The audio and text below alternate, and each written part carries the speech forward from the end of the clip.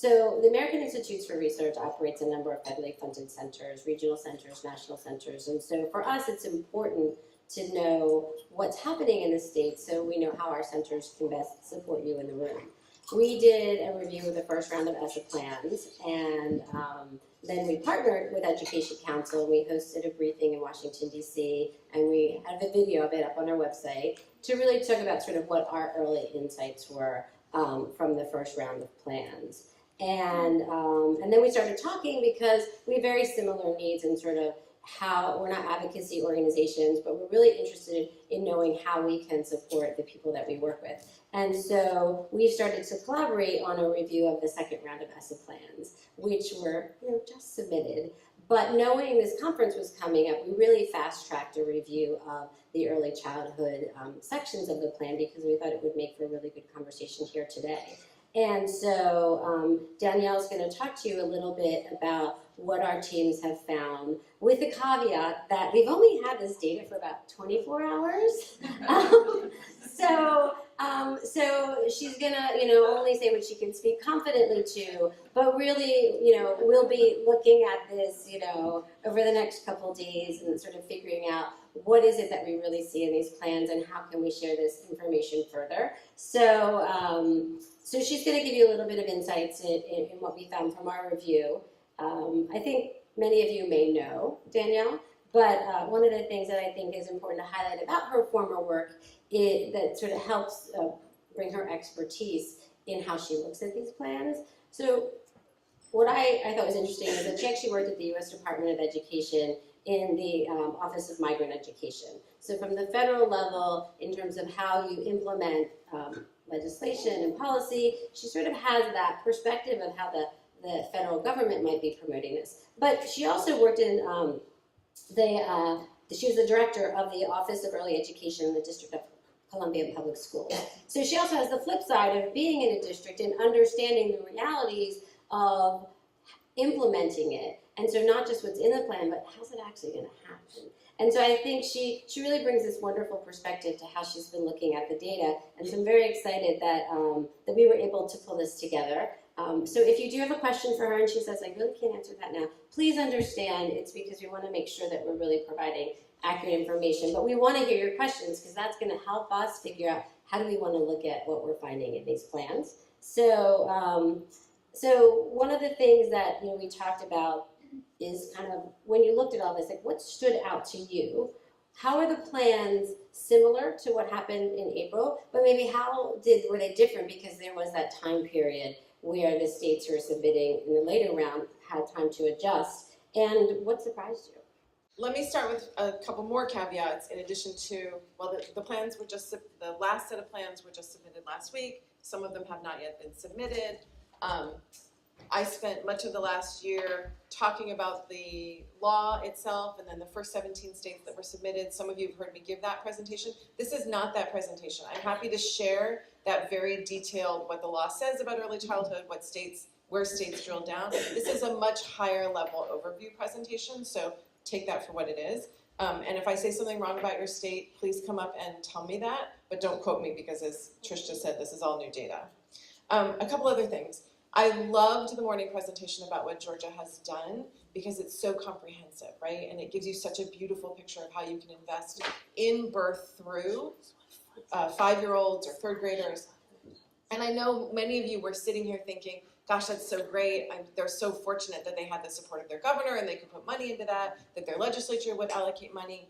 And what I want to say to you is, well, you may not be able to get to the full comprehensive approach that Georgia has taken through ESSA. The ESSA flexibility lets you use those dollars for some of those really innovative and thoughtful things that Georgia talked about. And so I encourage you to see in your minds the vision of where you want to go and think about how ESSA can be the driver or the lever to get there. And hopefully some of my comments will help you with that. And I'm happy to answer specific questions about where the money is, and anybody here on the panel can do that, and how different states have done that. But those are a couple of things to think about. So go ahead and go to the first slide. Jim talked about how there have been many, many opportunities to invest in early childhood coming out of the feds, the preschool development grants, the Race to Talk Early Learning Challenge, that lots of states are doing work to create systems. What I always hear when I hear that sentence is that early childhood people are entrepreneurial. Or as I say in my worst moments, we cannibalize everybody else's money, right? Like, we're like Pac-Man, you got money, you got money, you got money, you got money, feed me, feed me, feed me. This is another place to be entrepreneurial, but it's also really important to remember that looking at how the Every Student Succeeds Act can support early childhood is not just about finding money for slots for 4-year-olds or ways to improve the quality of what happens in 1 year of pre-K, that the opportunity from where I sit that the Act provides us is to begin to systemically approach the creation of a birth to 3rd grade system.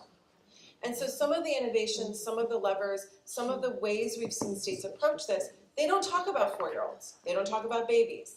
It's about looking at those K-1, 2 students as the first step because they have those kids. And that might be an easier thing to bite off than to say, hey, we're going to pay for 3s and 4s, or we're going to start a home visiting program for babies and toddlers, right? All of which you can do under ESSA, but that might be a step too far for some people. So as I talk, you're going to hear me reflect that whole continuum of birth to 3rd grade and where we can really use the law to leverage that. But I want to start with this first slide. I think you can all see it. This is straight out of the Colorado state plan. And it is that, it's nothing very sophisticated. It's those levers that come out of PowerPoint that you can just click and there's the box. But what those levers describe is the state model of continuous improvement. And when I looked at this the first time, you can see the first one is about money, allocation, award funding. The second one is about risk assessment, monitoring. The third one is technical assistance, and then there's program effectiveness, and they have different names: application, monitoring, TA, and continuous improvement. When I look at that, I see early childhood, because that's what we do all the time. We figure out what we want to do, we pay for it, we evaluate the quality, are we doing it right, and we come back and we do it again. So that's the first thing to think about when you think about those levers. But far more importantly to this conversation, what I want you to all know is that this is the big picture approach that your state is taking to implement ESSA, to do those next steps of, we've written the plan, we have our itinerary, now where do we go? And if you all as early childhood people aren't involved with each piece of this continuous improvement and monitoring process, you're missing an opportunity to ask really important questions at the state and local level about how early childhood can be part of every school's approach to helping their children do better and to be successful. And note that I said how, not whether. We want to say, where is early childhood, not is early childhood. Get away from yes, no questions, get to open-ended questions, and we'll get a lot further in integrating early childhood into the systems that ESSA supports. So that's my big overview piece. Also a bit of my soapbox, which I will now step down from. Okay, those of you who know me know I never get off my soapbox, but I'll pretend. So as Trish said, she asked me to look at the data from the new plans and think about what the themes are, what's different, and what we can do from here. So this first slide is really some of the new themes that I saw emerge. And some of you are going to go, wow, those things are new, because we've been doing those for years, baby. But they were newly present in how the plans talk about them. And so the first thing that I want to highlight is that while many of us have talked about early childhood as an equity conversation, that access to high quality can help close those achievement gaps as early as possible, and that we have seen in the state plans that different states are using early childhood as a way to close gaps for subgroups, homeless children, language minority children, that it was really exciting to see at least one state, Washington, call out access to full day K as an equity issue, as a way to close those opportunity gaps in their plan. And I think that's a really important approach, and I encourage other folks to think about it that way. We saw some other things like that in the earlier drafts, but it was very present in how Washington and a couple of other states talked about it. Second, it was very present in the new round of plans, the role of districts in successful implementation. 2 states that I saw to start with actually called out in their long-term goals the role of school districts in guaranteeing access to high-quality early childhood. In Nebraska, for instance, by 2026, which is their long-term goal point, and believe me, if we have to wait to 2026 for this to happen, we'll all bang our heads against a wall, but hey, it's in there, so it's good. But by 2026, 95% of their school districts will have identified at least one high-quality early childhood program available to every preschool student in their district. That's a really high goal. I love that goal. that again is about equity, but it's importantly putting the emphasis on the role district leaders will play in making these services available to kids. Many of you have heard us talk about, everybody at this table talk about how early childhood can be a core component of school improvement strategies. That actually came out much more in this last round of plans. I think all of the 17 or so of us that have been going around the country saying this, it finally took, and I feel really good about that. And the way that it came out was in a couple of ways. State plans talked about the resource equity issue, that preschool, at least preschool, would be included in how how resources are calculated and how equity is calculated. A number of states listed early childhood interventions, either pre-literacy or actually access to services, as one of the interventions that can be on the table. And other folks talked about coaching school leaders to understand the child development and school readiness better as part of their school improvement strategy. So you see that. We also saw a lot more in this round information on the progression of young students, pre-kindergarten to third grade, as critical to school success. For a long, long time in school reform, we talk a big game, but we really talk about starting at third grade and in some cases second grade. In many of the state plans, I saw a much more aligned approach to building information. And that came across in a number of ways. Some states have adopted assessments that will go from pre-K or K into first, second. Some states are now trading data across different auspices, that is from the early childhood community into schools and other places, so you'll see that. The next one is that states are really focusing on the transition and coordination. As Jim talked about, CCSSO is writing a wonderful resource on transition and coordination and how states and districts can do that. North Carolina has important language in their plan that pushes local folks to do much better transition coordination. And a number of other states have very specific language about what good transition looks like, but we saw that a lot more in this round. And finally, early literacy is omnipresent in many of the plans, partially because the accountability system looks at English language assessments, right? Folks are starting to think much earlier about where they can do literacy, and we didn't see this as prominently in the first round. What's the same and what makes me happy? Data, data, data, data, data, data, data. So there's data in the plans, and it's starting to really address young children. I think it's really interesting that states are even thinking about how they can include some early childhood components in their report cards. We saw a little bit more of this in this round than in the previous round, but it was mentioned. Kentucky is going to report on what percentage of their young kids are in full day versus half day K in their report cards. They're also going to report on centers and their quality ratings in their report cards. So I think that's a great first step. The second one, as you've heard several times, chronic absenteeism. The majority of states that have submitted have a chronic absenteeism measure as their fifth indicator of school quality student success in their accountability systems. Most of them start at K, not pre-K. There's benefits and costs to putting it in pre-K and K. It can be a great measure for those younger children and knowing where kids might need more interventions and where families might need more supports, as long as it's not used punitively against schools and more importantly against families. But chronic absenteeism can really be, we're beginning to understand, that canary in the coal mine, and it's very exciting that states are at least putting it into their accountability systems, and then we'll be providing technical assistance to schools on how to use it. We saw in the first round, Illinois led the way by having a reference to an indicator or a measure of K2 in their accountability systems. In this last round, more states followed that path. I think this is a truly interesting development. Most of those assessments are talking about literacy. As you all know better than most audiences I talk to, we don't have great measures on these things. And so how you use those measures, what they communicate, how they affect teaching and learning at the school level, how they affect district decisions about resources and interventions for kids will be really important.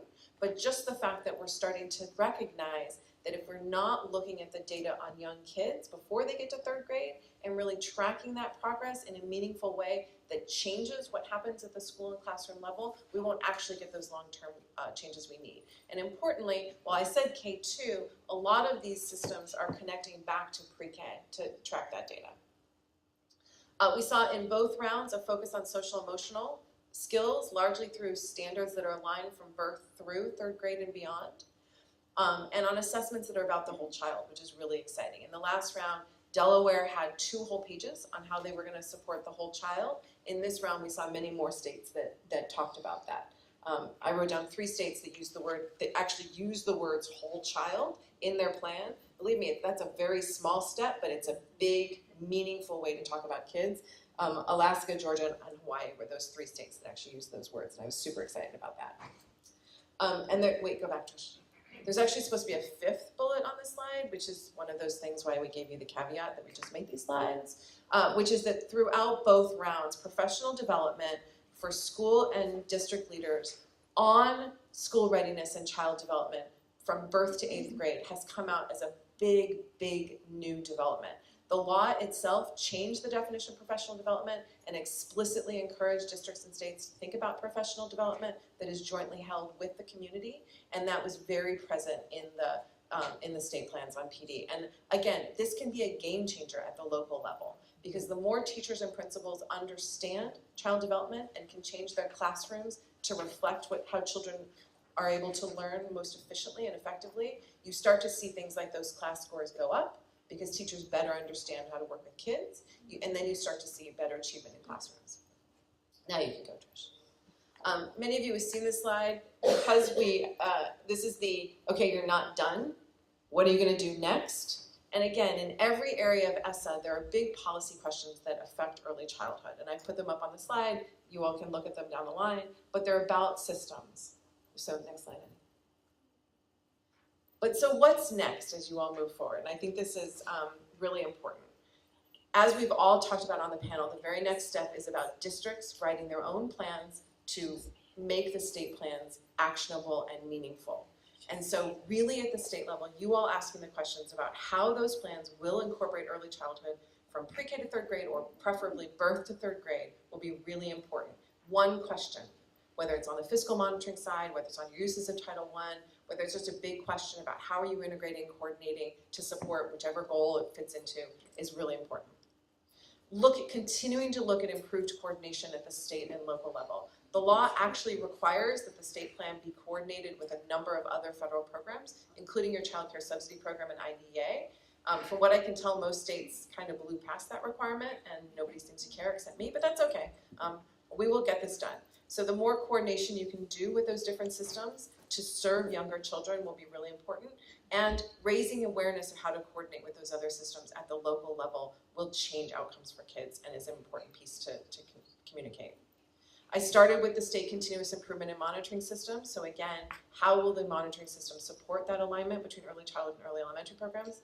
And finally, and I think for you all sitting at these tables, the biggest question, what TA can you do? What guidance can you write that will help districts do this? And I think there's lots of places you can write about PD and how the Title II money can be used for coaches to support better classroom instruction for young kids. You can do TA around what kind of data is available so that schools know where kids have been before they walk through the school door and the kind of programs they've had. You can help them with their needs assessments to do a landscape analysis. You can talk about why early childhood is an evidence-based intervention and really encourage districts to include it in their school improvement plans for those schools at risk. So I'm out of time, so I will stop talking and we will take questions.